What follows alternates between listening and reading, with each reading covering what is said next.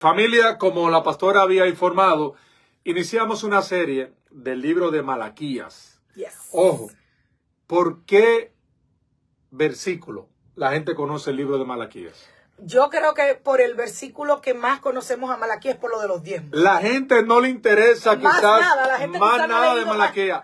Ahora, Malaquías tiene muchas informaciones. Mucha tela por donde cortar. Exacto. Sí, señor. Ojo con esto.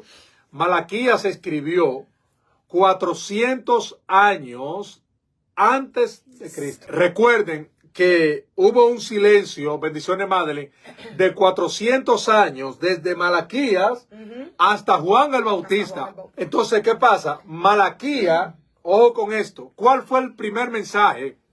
Hoy voy a hacer preguntas y esto va para usted y a todos los que están ahí conectados. ¡Huepa! Bueno, hay que ponerse los cinturones. No, a mí me encanta hacer preguntas, pero no para que alguien se sienta presionado, no, sino para darle oportunidad.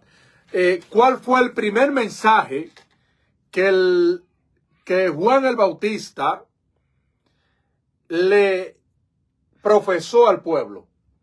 ¿Cuál fue el primer mensaje que Juan el ¿Doy la Bautista? oportunidad para ellos o respondo yo? Bueno, respondo para que adelantemos. Ok.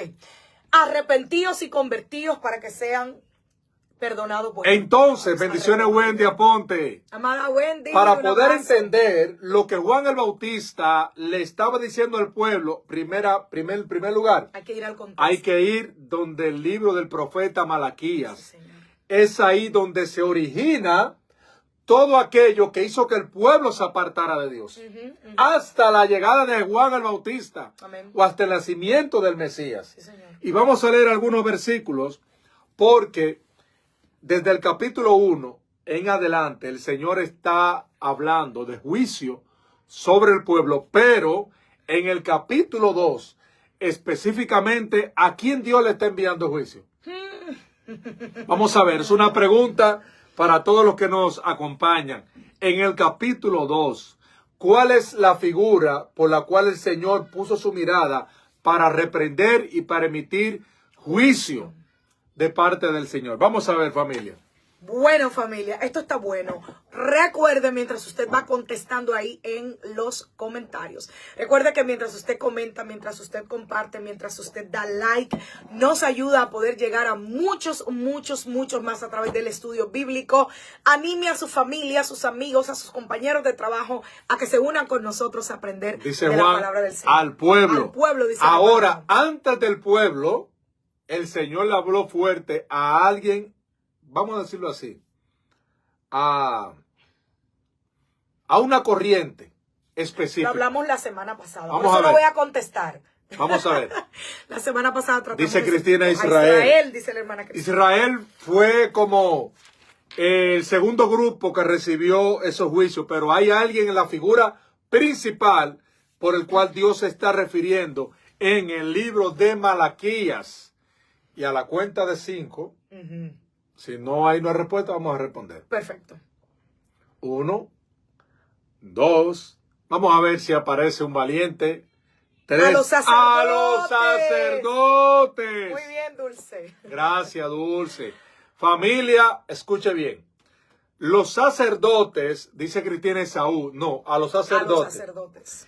De los 12 hijos de Jacob, que eran las 12 tribus, hubo una tribu que el Señor apartó para que trabajara en el ministerio, en el templo, en las cosas sagradas. Así es. Dicho sea de paso, para que usted pueda entender Malaquías 3 sobre los diezmos, una de las funciones de los levitas, que era la tribu de Leví, era que se encargaban de recibir todos los recursos y administrarlo. Esa era la función secundaria, pero la función principal de los levitas, ¿cuál era? Ministrar en el templo. Amén. Hay un comentario. Lizardo. Dios Dice, le bendiga, Lizardo. Señor, que le habían robado con los diezmos y ofrendas. Así dice Malaquías 3. Exactamente, Entonces, Malaquías 16. ¿Qué hicieron? Los sacerdotes era un linaje. Eso es un linaje que viene desde Aarón. Y más adelante, usted lo ve en Leví, esa tribu que el Señor apartó, ellos no trabajaban. Ellos recibían beneficio del pueblo para ser sustentados. Ojo, hay personas que dicen, pero ¿y por qué a los pastores hay que pagarle sueldo? Sí, señor. Esto no es algo que los pastores inventaron, ni los sacerdotes, ni los padres. Esto viene desde el mismo Señor que apartó a los levitas para que ministraran en el templo y el pueblo tenía que sustentarlos, tenía que sostenerlo. Así es. Porque eran personas que se dedicaban al ministerio 100%. Ahora bien, hola linda, Dios te bendiga, Bendiciones, bienvenida. Muchas de las personas que preguntan esto, de que por qué al pastor hay que darle un sueldo, es porque muchas veces la experiencia que han tenido es una experiencia mala. Es una experiencia de abuso religioso, donde el líder se adjudica más de lo que justamente le debería tocar como sustento. Porque una cosa es sustento y otra cosa es que usted tome todo lo que corresponde al ingreso de la iglesia. Como dijo un predicador por ahí, el 50% de lo que entra en mi iglesia es mío. Imagínate tú. Imagínese usted. Entonces, mira, el capítulo 2, verso 3 dice, he aquí yo reprenderé a la descendencia de la tierra. Wow. Esparciré estiércol sobre su rostro y estiércol sobre sus fiestas, y ustedes serán llevados con ella. Ay, Dios mío. ¿Qué es estiércol? Qué fuerte. ¿Por qué el Señor le dice? Desechos. No. Pastor, dígalo bonito. Pero yo le voy Desechos. yo le voy a explicar a la gente por qué este versículo del capítulo 3, del capítulo 2. Los sacerdotes, en la palabra del Señor, los sacrificios, desde el libro de Deuteronomio, que habla de todos los rituales, los sacrificios debían de hacerse de animales limpios, puros y sin manchas. Así es, Dulce. Así es, Dulce y Wendy. ¿Qué pasa? ¿Qué pasa? Los sacerdotes, ojo, era tanto lo que se habían desviado del principio, del fundamento, que hicieron sacrificio con el estiércol de los animales. Oh, Dios. Dentro del templo. Y en el capítulo 1, que vimos la semana pasada, parte del reclamo que el Señor le hacía, ya no a los levitas, a los sacerdotes, sino al pueblo, era de que esos sacrificios que estaban haciendo ya no era de lo mejor que ellos tenían, sino que eran los peores animales que y estaban siendo ofrecidos en el templo. El tuerto, el manco, el que no caminaba. Eso era lo que el pueblo estaba llevando para el sacrificio. Así es. Entonces, los principales que cometían esta aberración eran los sacerdotes, los que ministraban. ¿Recuerda lo que le pasó a Elí, el sacerdote Elí, con los dos hijos? Sí, señor. Elí tenía dos hijos, Omni y Finni. Estos dos muchachos, que eran del mismo linaje de Leví, de los sacerdotes, hicieron muchas aberraciones dentro del templo. Wow. Ojo, se acostaban con las mujeres. Ojo con esto. Robaban a las personas, hacían un desastre. ¿Y qué pasó? ¿Quién sufrió la consecuencia? No solamente los dos hijos de Elí, también el mismo Elí, porque fue permisivo. Cuando la gente, ojo con esto. A veces uno llama las cosas malas a la luz y dice, no, los trapos se lavan en casa. Ajá, los trapos sucios se lavan en casa. Eso mismo hizo Elí y cayó muerto. Cuando recibió la noticia de los dos hijos, por ser permisivo con los dos hijos que habían hecho aberraciones dentro del templo cuando ellos eran parte del linaje que eran encargados de administrar el templo. Sí, señor, hay que tener Hay una mucho pregunta. cuidado. Pastor, ¿qué usted dice? ¿Qué usted dice? ¿Era Dios más mano dura antes que ahora con los que hacen todo eso en el templo? Amada Teresa, bendiciones para usted, Teresa. amada, Dulce, bienvenida. Dulce, el Señor no jugaba en ese tiempo. El Señor tenía los juegos bien pesados, hasta el punto que todos los imperios, preste atención a esto, que esclavizaron al pueblo judío, los envió el Señor. Pero ¿cómo así, pastor? Como parte de castigos. Bendiciones, Emilio. Amado Emilio. Todo el imperio babilónico fue levantado por Dios como un juicio para la nación de Israel. Wow. Bendiciones de lo alto desde Providence, Rhode Island, dice Lilian Pina. Lilian, Dios le bendiga, bienvenida, qué bueno que está aquí. No se olvide, pastor, pausa aquí en lo que saludamos a Lilian. Recuerde que cuando usted comenta, comparte, le da like al corazoncito o al dedito arriba, nos ayuda a que podamos llegar a muchos más. Así que ayúdenos, por favor, a que muchos más se unan con nosotros a estudiar la palabra de Providence. Solamente recuerdo dos cosas. La calle, la Broa. Broa. La Broa, algo así, Broa, que es una de las calles principales. ¡Ay, qué rico! Y Potoque. Saludos a nuestro amigo, a nuestro amado hermano Johnny Chimi, allá en Providence. Y Potoque, que creo que está cerca de Providence. Ay, sí, es verdad. Claro que sí. Entonces, ¿qué sucede, familia? Estos levitas, sacerdotes, empezaron a desviarse de los preceptos que Dios había establecido del linaje sacerdotal. Ojo, aquí está hablando de los sacerdotes, pero en tiempos actuales está hablando de los que ministran en el templo. Amén. Las personas, mira, lamentablemente, hay muchas cosas que suceden dentro de la administración del templo que son aberrantes. Y que si Dios no la toleró en aquel tiempo, mucho menos la va a tolerar en este tiempo. Hay un comentario de nuestra hermana Cristina. Dice la hermana Cristina, yo pienso que el Señor está siendo muy misericordioso ahora porque se hacen cosas que a Dios no le agrada. Cuando viene a ver ahora se hacen cosas peores. Yo pienso que lo que pasa también es que nosotros no estamos evaluando un punto. Y es que en el Antiguo Testamento era más bien la muerte física lo que se veía. Sí. Pero en este tiempo, hermano, hay mortandad espiritual. Hay mortandad en el altar. Y hay muchos altares. Esto se va a escuchar fuerte, pero yo lo tengo que decir. Hay muchos altares con mortandad espiritual. Lo que pasa es que en este tiempo, si usted no tiene el discernimiento de espíritu, usted no va a poder ver un poco más allá. En aquel tiempo el Señor mataba, literal, boom. Pero en este momento hay mucha gente cuya mortandad espiritual es lo que anda por ahí caminando. Así que no es que, yo no creo, pastor, usted me corregirá, que es que Dios era más mano dura antes y menos misericordioso ahora. Es que en esta dispensación de la gracia, la manera de muerte ya no es necesariamente física ante el acto, sino más bien muerte espiritual. Por eso Jesús dijo, no le teman al que pueda hacer daño al cuerpo. Témale al que pueda mandar su alma al infierno. Por eso que son dos contextos diferentes. La ley y la gracia.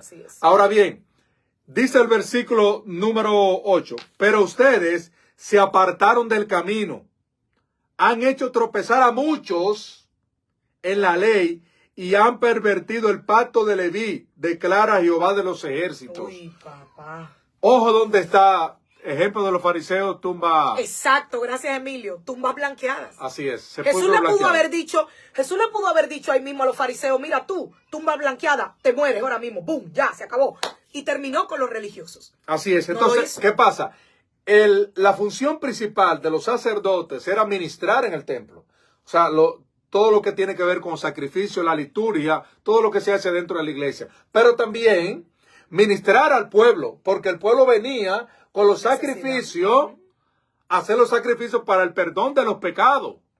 O sea, el pueblo también se corrompió. Claro. No solamente los sacerdotes. ¿Qué sucede? Muchas veces la persona dice, pero donde quizás cualquier líder, cualquier ministro, miren, siempre lo he dicho y lo voy a repetir incansablemente. Donde usted se esté congregando, hay un hombre que es de carne y hueso. Claro. Hay un líder, un pastor, que es un ser humano que va a tener muchos defectos. Hay gente, yo siempre he dicho, nunca se vaya de la iglesia porque no le gusta la forma del pastor. Porque si hubiese sido así, mejor usted hubiese dejado a su esposo, a su esposa cuando empezó a conocerle la mañita y lo hubiese devuelto. No se vaya de una iglesia. No porque no me gusta esa forma del pastor. No porque el pastor tiene su defecto, tiene su forma. Ahora, si usted está en un templo, una iglesia, donde lo que se ministra no viene de parte de Dios, ahí sí hay problema. Porque donde las ovejas no tienen alimento, tienen que irse al lugar donde puedan alimentarse. Ahí sí hay problema. Esto pasó con los sacerdotes. No estaban ministrando como Dios había ordenado. Y cuando esto sucede en un templo, lamentablemente, pastores que quizás no se escuchan, si las ovejas no se sienten bien alimentadas, porque entienden que el alimento que está saliendo no les satisface, ahí tienen el derecho de sobrevivir. y buscar un lugar de delicados pastos, porque esa es la función del pastor. Llevar las ovejas por un rebaño seguro junto a delicados pastos, como dice el Salmo 23, Amén. para que puedan hallar descanso. Yes. El pastor que no sabe alimentar sus ovejas, lamentablemente se le van a ir. Eso Y es no así. es porque sea rebelde, es porque no está en un lugar seguro. Amén. Y también veo un segundo punto aquí, y es la tolerancia del pecado. El liderazgo no puede ser tolerante ante el pecado. Por mucho que su líder o pastor o mentor, como usted le ame, tiene que sentarlo y hablar con usted cuando vea que usted se ha desviado del camino. Claro. ¿Qué pasó con los sacerdotes en el capítulo 1? Ellos estaban viendo que el pueblo lo que estaba trayendo era lo peor, que no estaba dando lo mejor para el Señor. ¿Y qué le reclama el Señor? Ustedes no le han hecho nada, ustedes no le han dicho nada. Y el Señor les dice, ¿y si ustedes le hicieran eso a los reyes de su pueblo, a los príncipes? Lo tomarían los príncipes. Entonces muchas veces también, pastor, es una cuestión de ambos bandos. Sí. El líder tiene que cumplir, pero también la oveja tiene que saber que donde está en un lugar, donde hay un líder, donde hay alguien que le está liderando, mentoreando, ministrando, usted tiene que estar listo para recibir cuando Dios diga, hay algo que hay que No, corregir. pero eso no es algo que sale de los pastores. ¿Qué dice el libro de Hebreo? Que las ovejas oyen. No, y tienen que someterse. Tienen que someterse. ¿Por qué? Porque el pastor tiene que dar cuenta por ella. Amén. Es lo que la gente a veces, la figura pastoral, por tantas cosas que han visto, tantas cosas que han pasado, la gente se ha distorsionado un poco del origen, del principio de la figura pastoral. Pero la figura pastoral, ojo, el pastor que es llamado por Dios, no el pastor que dice, yo quiero ser pastor, déjame experimentar. No, tiene una autoridad poderosa. Yes. No para abusar de los miembros ni abusar del poder, sino en el mundo espiritual. Si tu pastor, con la autoridad que Dios le ha dado, te va a amonestar con algo, con amor, para que tú te restaures, tiene que ser humilde para poder escuchar. Sí, tienes que honrar, tienes que obedecer, porque el pastor tiene que dar cuenta. Sí, señor. Ahora, otro de los problemas que sucedió aquí en el capítulo 2, ¿sabe cuál fue? ¿Cuál fue, pastor? Israel, el pueblo hebreo, se casó con mujeres extrañas. Ojo con esto, no solamente que se casaron, escuchen, se divorciaron de sus mujeres, de las judías, de su linaje, y se fueron a buscar las peores mujeres que había en aquel tiempo. Pregúnteme quiénes eran. ¿Quiénes eran, pastor? Las mujeres de los moabitas. Esas eran, escuchen esto, mujeres malas. Ay, padre. Me disculpa las mujeres que están aquí, amor y cariño para todas. Aquí no hay moabitas. Ustedes no son de esa descendencia. Somos hebreas. Las moabitas, ¿sabe cuánto era la influencia que tenían, que ejercían sobre los hombres? Espérese, pastor. Aquí hay gente que no ha compartido todavía. Así es. Comparta la transmisión, ayúdenos a llegar a muchos más, por favor. Antes de que usted diga eso, pastor, la hermana Dulce dice, yo creo que el temor de Dios se está perdiendo.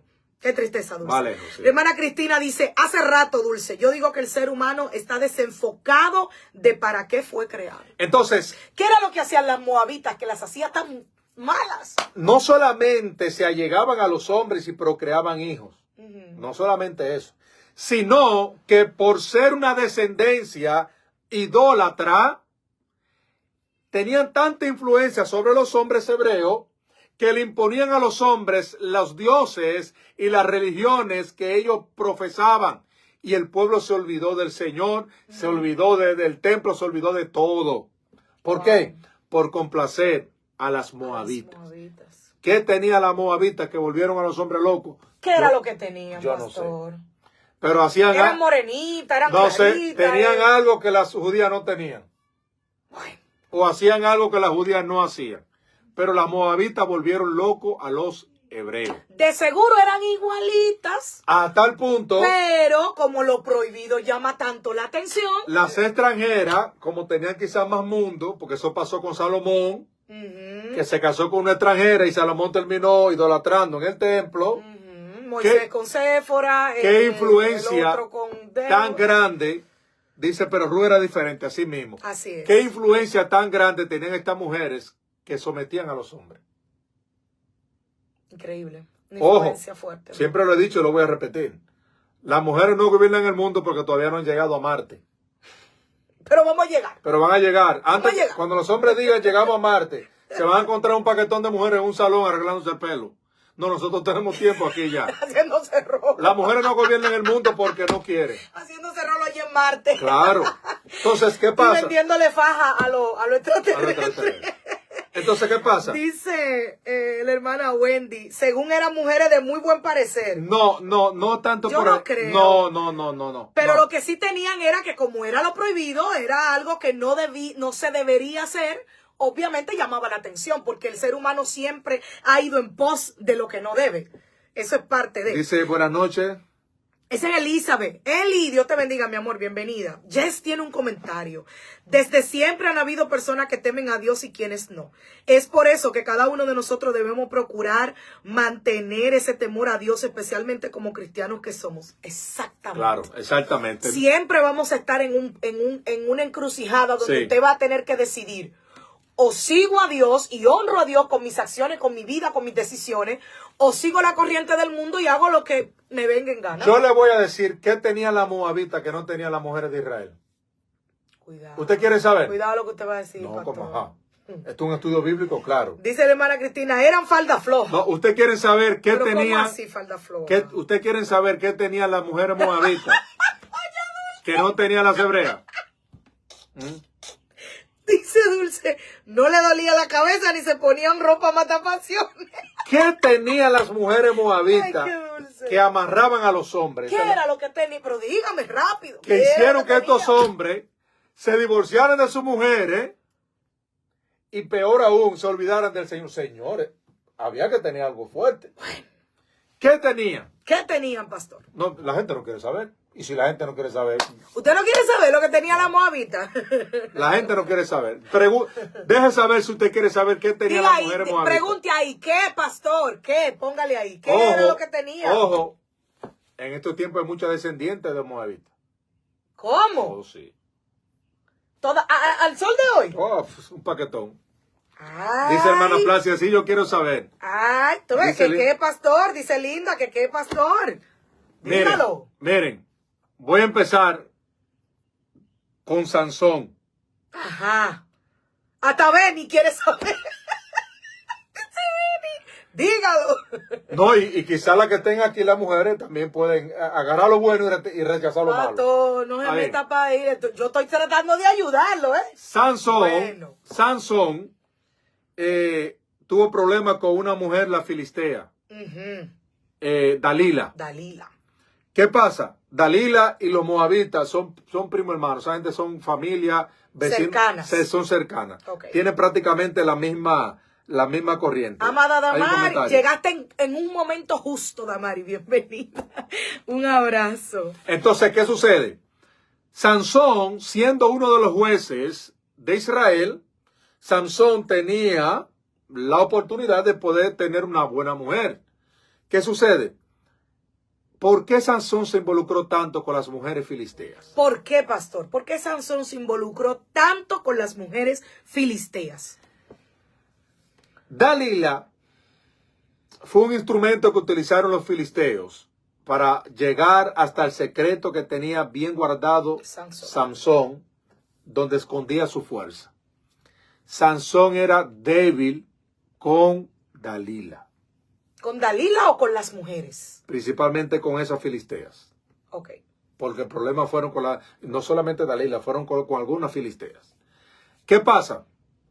Estas mujeres tenían un don de persuadir a través de sus encantos, ojo, porque la mujer con sus encantos tiene herramientas para poner un hombre a dormir en el patio sin cobija y al aire libre y que no le dé frío. Alábelo, mujeres, alábelo. Por eso la Biblia dice, la mujer sabia edifica su casa. ¿Qué tenían las hebreas? Que ¿Qué eran tenían? de sabia no tenían casi nada. Pero ¿cómo así? El pueblo del Señor. No, ¿Cómo ¿por así? qué? Porque le voy a poner un ejemplo. Ponga un ejemplo, pastor. Una mujer sabia sabe cuándo hablar, cómo hablar, dónde actuar y cómo actuar para conseguir lo que quiere. Ay, papá. Eso es una mujer sabia que analiza, piensa, medita, se organiza y actúa. Ok. Eso hace la mujer sabia. Estamos tomando notas. La mujer que no es sabia Ajá. actúa por impulso. Ok. ¿Qué sucede? El hombre, Que le bendiga, hermano Águedo. bendición hermano Águedo, cuando el hombre tiene una figura que le hace frente, ¿sabe qué hace el hombre? ¿Qué hace el hombre? Pregúnteme. ¿Qué hace el hombre cuando tiene una figura femenina que le hace el frente? No, o masculina. O masculina, perdón. Libera de él ese instinto de esa autoridad de hombre. Ok. Por eso que cuando tú tienes un conflicto con alguien y la otra persona de una vez se Te pone, desafía te y- desafía, bueno, vamos a darnos golpe, ven, ¿qué es lo que tú quieres? Pero si la otra persona dice, mira, discúlpame. Proverbio, la blanda Sí, respuesta mira, aplaca la ira. discúlpame, no fue mi intención hacer esto, o el choque, cualquier cosa. ¿Qué hace el hombre? La fiera que lleva dentro, el instinto animal que tiene el hombre, se aplaca. Y la mujer, que no es sabia, cuando el hombre está en esa posición, la mujer se quiere se quiere igualar. Y ahí es donde vienen dos antorchas que van a armar un incendio. Desastre. Y van a un desastre total. Okay. ¿Qué hace la mujer sabia? Yo sé cómo actuar. Aunque porque la mujer sabia no es que se moleste o no es que se enoje. No, pero medita. Eso yo le iba a preguntar. No podemos enojar, pastor. Claro, pero la mujer con esa inteligencia consigue lo que quiera. Aunque el hombre sea quien sea. Ya. Y eso tenía la moabita. Que sabían persuadir al hombre con la atención. Le daban al hombre de la medicina que el hombre le gustaba, no la que le convenía. Ok. La medicina que le convenía la que tenía en casa. La medicina que le gustaba, las mujeres se lo daban. ¿Por qué usted cree que las famosas queridas envuelven tanto a los hombres que hasta los hombres abandonan el hogar? Pregúnteme. Sí. ¿Por qué, pastor? Eso pasó en su familia, quizá con su papá, quizá con algunos de los que están pasa, acá. Como dice el refrán por ahí, hasta en las mejores ¿Por qué familias. usted cree que la gente dice, pero cómo este hombre perdió su familia tan linda por una mujer de la calle? Y lo más grande es que cuando ese hombre como que vuelve en sí, dice, pero ¿qué hice? Porque esas mujeres tienen el encanto de las moabitas, que te envuelven a un punto que te ponen a robar sin tú darte cuenta. Bendito Dios. Y te envuelven y te emboban, que cuando tú vienes a abrir los ojos, ya tú estás en el lodo y tú lo has perdido todo. Eso mismo tienen esas mujeres que hicieron que los hebreos dejaran a sus esposas y dejaran al Señor para que una mujer haga que el pueblo, los hombres dejen al Señor. Tenía que ser algo muy poderoso. Vamos a leer los comentarios. Así es. Y eso me acuerda a lo que dice Salomón en Proverbios, que le advierte al hijo, le dice, cuídate de esa mujer, cuídate. Ay, Dios mío. Vamos a leer algunos comentarios. Bendición y amada Damaris, dice que estaba en una reunión, no se preocupe, llegó a tiempo. La hermana Dulce se está riendo con la hermana Cristina, el hermano Águedo está por aquí, Dios le bendiga, hermano Águedo, esa soy yo, un ring de boxeo, sí se vuelve un ring de boxeo cuando los dos están arriba. Dice la hermana Dulce, Dalila siempre andaba con una faldita cortica. No, Dulce, no necesariamente era la faldita cortica. Es que las mujeres saben lo que el hombre quiere o necesita, o la mujer sabe. La mujer sabe cómo encantar a un hombre. Recuerden que una mujer hizo que un hombre le ofreciera la mitad de su reino. Sí, señor. Y por una mujer le cortaron la cabeza a Juan el Bautista. Entonces, ¿qué pasa? Y por una mujer, que eso pasó con Acab, el rey Acab, la esposa Jezabel, pervirtió el templo y adoraron a todos los dioses menos al Dios verdadero. Una mujer lo hizo. Sí, señor. Pero con sus encantos. Con esa inteligencia que tiene la mujer. Entonces, ¿qué sucede? Estas moabitas encantaron tanto a estos hombres que estos hombres se olvidaron del Señor. Hay que tener cuidado, pastor. Todo lo que brilla tanto y parece tan bonito y no tiene ningún defecto y todo es perfecto y todo está bien, presta atención. Claro. En algún lugar está el fallo. Porque mira, una querida. Porque hay una querida, la querida nunca tiene problemas, una nunca le duele la cabeza, todo es perfecto. Una moabita cuando tú llegas, te va a decir, tú eres el rey de esta casa, tú eres el príncipe, y yo estoy para atenderte a ti, yo estoy para soportarte, yo estoy para todo lo que tú quieras. Eso hace una moabita. Y el hombre, aunque usted no lo crea, presta atención, psicóloga, yo le voy a dar una clase hoy de psicología. Sí, no, ya veo que me está dando una clase. No, pero mire, la pastora es psicóloga, pero yo le voy a dar unos tips. Sí, deme tips. A ver. El hombre. Vamos a anotar. El hombre.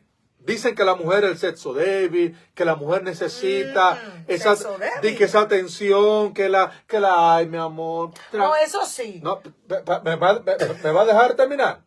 No, porque eso es los problemas de enseñar a una psicóloga. Eso es lo peor que uno puede hacer. No, aprenda ahora. Porque si hay alguien aquí en este momento, va a decir, tú, el pastor dice que no es que ustedes... Sí, hay que darnos cariño. No, a las mujeres nos gusta que nos amen, que nos den cariño. No, pero pero sí, déjeme pastores, terminar. mérese, por favor. Pero el sexo débil no es la mujer. La mujer no es la que demanda o la que necesita esa atención, ese cuidado. Es el hombre. Pero ¿cómo? Pero ese pastor, pero ¿cómo así? Esos barracos que usted ve por ahí, que son lo que ronca, que son... Eso cuando una mujer lo atiende, así, la mujer lo pone a comer en sus manos. ¿Por qué? Porque la principal herramienta no es el cuerpo. Presta atención. Uy. No es la cama. Es el error de mucha gente. Señor, que todo es eso. ¿Por qué? Porque eso no se vive de eso. ¿Dónde es? Es que el hombre es, aunque por fuera somos fuertes, somos frágiles. Cuando tenemos una mujer que nos atiende bien, nos debilitamos. Le voy a poner un ejemplo para no irme muy lejos. No, Sansón y Dalila. No, que Sansón y Dalila. Algo más del patio. Ah, perdón. Yo me siento un hombre bendecido. ¿Por qué? Por la atención que mi esposa tiene para conmigo. No, en serio. No, en serio. Tú puedes ser una vieja de 100 años. Pero está bien. Usted iba bien, pastor, no, tú puedes ser una anciana. No tiene nada que ver con lo físico, no tiene nada que ver con la cama. Todo lo físico tiene que ver, pero no es el 100%. No olvides, pastor, estoy hablando yo. Hoy un momento de tú agarrar un lapicero y empezar a anotar. ¿Qué sucede? Yo soy bendecido, ¿por qué? Por la atención que mi esposa tiene para conmigo. La honra que mi esposa me da. Y como ella me da esa honra, yo no puedo ser mal agradecido. Tengo que tratarte como un vaso frágil, como dice la Biblia. Tengo que devolverte lo que tú me has dado. Tengo que cuidarte. Esa es mi señora. Tengo que honrarte y darte el lugar que tú te mereces por el trato que tú me das. El hombre con el trato, usted lo tiene en las manos. Ojo, no se lleve del sexo solamente, del trato, de atender a su hombre. Y esas mujeres moabitas, cuando esos hombres llegaban, le quitaban las sandalias, le lavaban los pies, eso era mensajito por aquí. Le daban un trato que los hombres llamaron a la mujer y le dijeron, ¿sabe qué? Contigo, muchacho, yo no vuelo por ahí. No, que te están esperando en el templo. Tampoco voy para el templo. Ya yo tengo otros dioses que adoro. Bendito Dios. Por una mujer. ¿Usted está entendiendo esta parte? Y mira lo que el Señor le reclama. Le dice la mujer de tu juventud. La mujer de tu juventud. La que tú dejaste. La que tú engañaste. Ojo, esto lo dice Malaquía, porque ahorita dice que no, que los pastores. Malaquía habla que los hombres dejaron la mujer de su juventud. Claro. Verso 14. Y todavía te preguntas por qué. Eso es el Señor hablándole al pueblo. Todavía te preguntas por qué. Y el Señor dice, pues porque el Señor actúa como testigo entre tú y la esposa de tu juventud, a la que traicionaste, aunque es tu compañera, la esposa de tu pacto. Exactamente. ¿Qué pasa? Miraron que la esposa ya le pasaron los años por encima, junto con 2 o 3 camiones llenos de materiales, y está un poquito ya acabadita. Miraron una jovencita que está empezando y empezaron a tirar la mirada con esa moabita. Moabita de 30, 35 años, 25 años, nueva de paquete, acabáis de salir del dealer, y ya se olvidaron del carrito viejo, pero el carrito viejo que te ayudó a moverte cuando tú no tenías con qué moverte. Pastor, esto está candente aquí en los comentarios. Ay. Vamos a leer unos cuantos comentarios. Hermana Cristina dice, son unas chapeadoras. Ay, hermana Cristina, no se ponen gorro matapasiones. El hombre le da para ir al salón todos los días. El sexo débil es el hombre, dice la hermana Cristina. Santo, dice la hermana Plácida, aleluya. Brigitte se está riendo. El sexo es solo minutos, el resto es todo el día. Así es, hermana Cristina. Dice la hermana Wendy Santos, en estos tiempos no vale. ¿Que no vale el qué, hermana Wendy? Amplíame un poquito ahí, por favor. Dice la hermana Dulce, si a Sansón le mandan a Lea, no pierde... No, con esa vieja no le hace caso. No pierde la cabellera. Lo físico tiene que ver mucho. Párele, pastor. ¿Quién dice que lo físico tiene que ver mucho? La hermana Dulce. Dulce. Que si a Sansón le hubiesen dado a Lea, no pierde la cabellera. Que lo físico tiene que ver. Ok. Tiene que ver un poco. Sí. Pero cuando Sansón le reveló a Dalila el secreto, fue un momento de conversación, no un momento de intimidad. O sea, ya Dalila tenía a Sansón comiendo en sus manos. Por muchas cosas. La hermana Wendy Santos dice, siempre buscan locas que no le dan nada. Yo creo que también hay que distinguir aquí entre la decisión, que fue lo que hizo el pueblo, de decidir deliberadamente abandonar a la esposa de su juventud. No, y abandonar al Señor, que es lo peor. Exacto, y abandonar al Señor, que es lo peor. Y también el tema de la influencia espiritual, porque hay personas que es más bien cegadas espiritualmente. Es una cosa tan sobrenatural que esa persona no sabe ni dónde tiene los pies, ni dónde tiene la cabeza, ni nada. O sea, es una cosa que no tiene otra explicación humana más que sobrenatural. Hay personas que son definitivamente poseídas espiritualmente. Y usted dice, ¿qué le pasa a esa persona? Es una persona que no está en sí. No está en sí. No está en sí, definitivamente. No, pero ¿sabe por qué? ¿Por qué, pastor? Porque la Biblia dice que cuando tú te allegas a una ramera o una mujer de esta, esos espíritus de ellas entonces tienen posesión y control de tu vida. Por eso fue que Salomón se olvidó de todo. El hombre que le construyó el primer templo al Señor se olvidó de todo y fue un idólatra. Tomó todos los dioses de esas mujeres extranjeras y lo llevó al templo. Dios mío. Porque entras en una mente cauterizada. Ya no eres tú. Ya tú estás siendo guiado. Wow. Por Bendiciones, eso, Rogers. bendiciones. Por eso tú dices, ¿cómo Salomón hizo eso? ¿Por qué? Porque esos espíritus ya te dominan. Sí, señor. Por eso es que hay mujeres, y le dicen a esas mujeres, esa moabita, mírame, ya está bueno, deja tu familia. Y el hombre puede tener hijos pequeños, puede tener 30 años. Lo dice aquí la Biblia. Se olvidaron de la mujer de su juventud. Dice, ¿sabes qué? Ya yo no quiero nada contigo. Porque ese es el plan. El enemigo utiliza a esas mujeres para destruir los matrimonios. Sí, señor. Y destruir las familias. Y como usted decía... Bendiciones, Fabiola. Bendiciones, Fabiola. Y como usted decía, pastor, y si solamente fuera las mujeres, pero dejar al Señor. Dejar al Señor sobre todas las cosas. Para un pueblo escogido por el Señor, hacer eso tiene que ser algo bien grande. Tiene que ser algo bien fuerte. Analícelo. Así que usted, quizá hombre, que tenía su Chevrolet del 77, que aunque esté viejito, aunque esté ya acabadito y el motor casi no funciona bien, pero nunca se olvide que ese fue el vehículo que usted lo ayudó a moverse, le dio la oportunidad de crecer juntos y de darte un buen transporte. Ahora que tú tienes un Tesla, que te está diciendo, venga, que hay un Tesla, todo automático.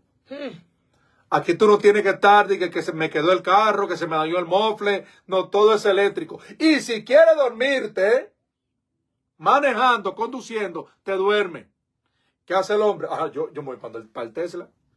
Cuando el Tesla empieza a dar problemas, ¿sabe lo que usted va a decir? Yo quiero volver a mi Chevrolet 73. Pero como dicen los gringos, be late. Too late. Too late. Ya será tarde. ¿Por qué? Porque el pueblo dejó a la mujer de su juventud para irse con las moabitas. ¿Y qué pasa? Vino juicio. Ok. Todo, no. ¿Y el juicio qué hacemos? El pueblo sufrió un juicio tan grande que duró 400 años que no había profeta. No había palabra de Dios. Pero escuche, pastora. 400 años. ¿Tú sabes todas las generaciones que se fueron en 400 años? 400 años no había palabra del Señor por ningún lado. Por eso es que cuando apareció Juan el Bautista, Juan era más famoso que todo el mundo, porque había una escasez tan grande de oír palabra de Dios, que cuando apareció este hombre que clamaba en el desierto, miles y miles de personas le seguían. Siempre lo he dicho a la iglesia, a los que no están, a los que están aquí, para que aprendan esto. Juan el Bautista era más famoso que Cristo. Juan el Bautista tenía más seguidores que Cristo. Juan el Bautista fue el instrumento que el Señor utilizó para transferirle a esa gente.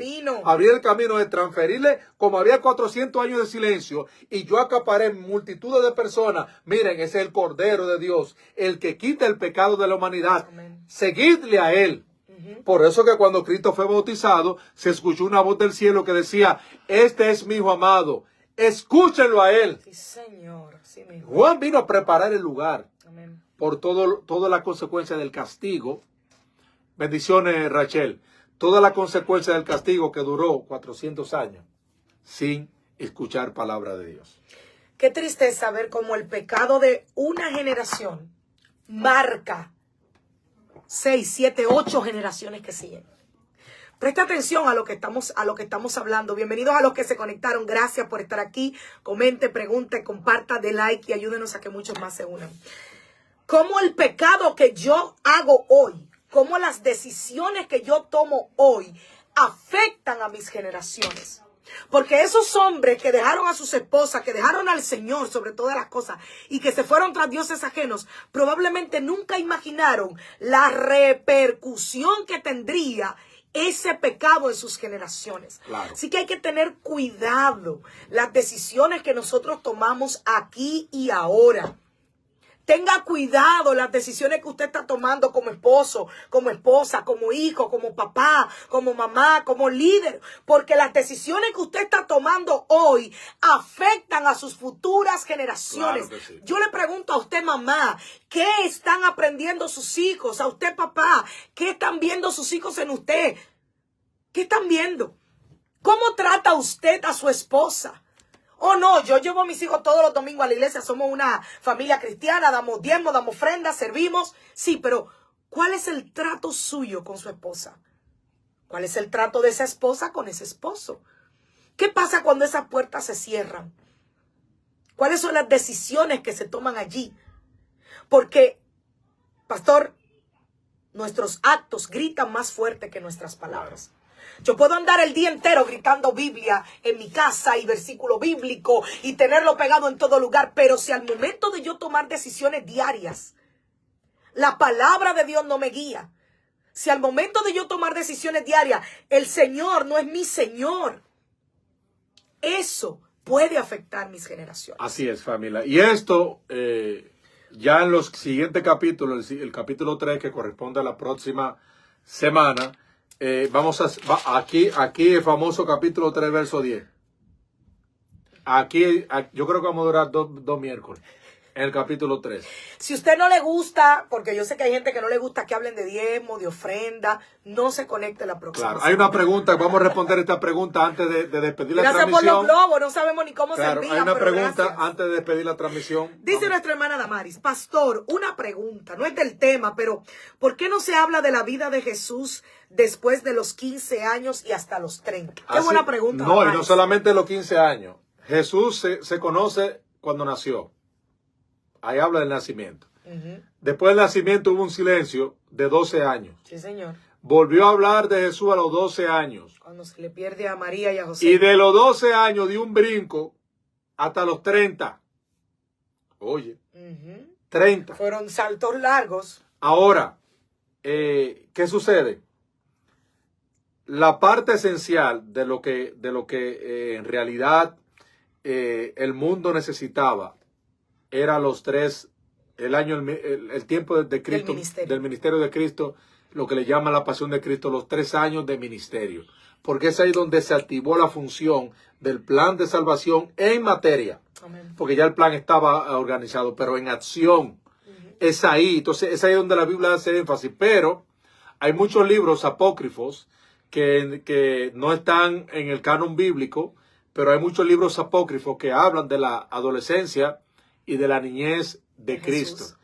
Hay muchas informaciones que yo he leído en libros apócrifos sobre la niñez de Cristo, que si yo empiezo a hablarle ahora a ustedes, son libros y libros que hablan de muchos acontecimientos de cómo era Cristo cuando era niño y cuando posteriormente era adolescente. Pastor, ¿qué son libros apócrifos? Son libros, para los que nos están viendo y no saben. Libros que fueron escritos, pero no fueron introducidos en la Biblia porque se entendió que no eran libros inspirados, pero no es que eran libros malos, ni que esos libros no sirven, no. No tengo que demonizar. No, sino que se entendieron que eran libros más como históricos y no tenían la connotación espiritual.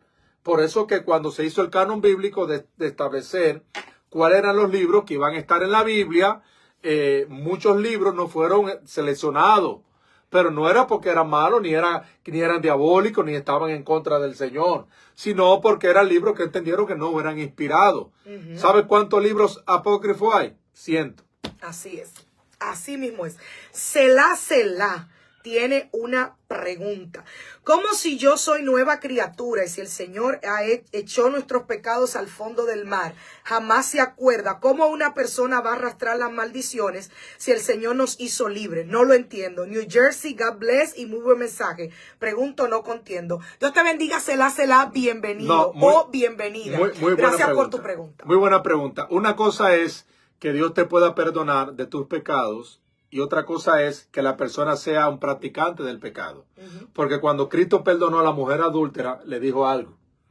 Yo rompo la maldición aquí. Vete. No, ojo, la maldición de prostitución que tú has acarreado de tus generaciones, yo la rompo aquí. Amén. Pero vete y no peques más. El problema es cuando las personas se olvidan de la limpieza que Cristo le ha dado y se adentran a las mismas prácticas, a volver al lodo, y ahí, aunque tú fuiste perdonado y Él lo llevó a lo profundo del mar, tus actos acarrean consecuencias. Exacto. Que es la práctica de ser practicante del pecado. Y cuando Pero hablamos... en ese tema, perdón, la persona que hizo la pregunta, se puede ampliar muchísimo más. Claro que sí. Hay muchas cosas. Y agregando esa parte, ya para terminar, no es que Dios no te ha perdonado en ese sentido, sino que hay consecuencias de las decisiones que tomamos que afectan a nuestras futuras generaciones. Y ahí ya no es Dios el que tiene que ver con que te haya perdonado o no te haya perdonado, sino que, por ejemplo, cuando David peca y tiene Betsabé, el hijo murió. El hijo muere. Y es una consecuencia del pecado. El hijo era inocente. Y los hijos de David, que hicieron de todo y se armó un revolú en su familia, fue consecuencia del pecado de matar a Urías. ¿Qué le dijo el Señor? No se apartará la sangre. Yo te perdono, pero la espada no se va a apartar. No se va a apartar. Entonces, son las consecuencias. También cuando David hizo el censo. Sí, yo te perdono porque David se arrepintió, pero tuvo que sufrir la consecuencia de las 3 opciones que el Señor le dio. Y a veces esas consecuencias no solo las sufre usted, sino que las pueden sufrir sus generaciones. Entonces, a eso es que nos referimos. Recuerde que el pecado es perdonado. En Cristo usted tiene perdón de pecados. Pero las consecuencias de ese pecado y de esas malas decisiones, lastimosamente, es parte de la justicia de Dios que nosotros tenemos que vivir. Un ejemplo, alguien comete un crimen y se arrepiente de corazón, y Dios lo perdona. Y su pecado lo lanza al fondo del mar. Amén. Pero usted tiene que ir a la cárcel a pagar por ese crimen. Y eso no quiere decir que Dios no te perdonó. Dios te perdonó, pero tiene que asumir la consecuencia de tus actos, aunque Dios te haya perdonado. Imagínate que haya hijos. Ese papá está preso, esa mamá está presa, los hijos están sufriendo esa consecuencia. Sí, espero que nos hayamos dado a entender. Familia, muchas gracias. El miércoles que viene, si Dios lo permite, 8 de la noche, capítulo 3. Ahí sí va a estar bueno estudio bíblico. Gracias, familia. Dios le continúe bendiciendo. Pasen buenas noches. Recuerden que este viernes, pasado mañana, tenemos noche de adoración y oración en casa. No se quede. 7:30 de la noche, venga, oremos juntos, adoremos juntos. Hay cosas poderosas que Dios está haciendo, hay testimonios increíbles de lo que Dios está haciendo en casa y usted tiene que ser parte de este mover. Si usted vive aquí en la ciudad de Greenville, le invitamos. 611 Richardson Street, Simpsonville, Carolina del Sur, 29680, 7:30 de la noche, pasado mañana. Este viernes 19. Sí. 19, nos vemos en casa para juntos orar y adorar al Señor. Bendiciones. Buenas noches.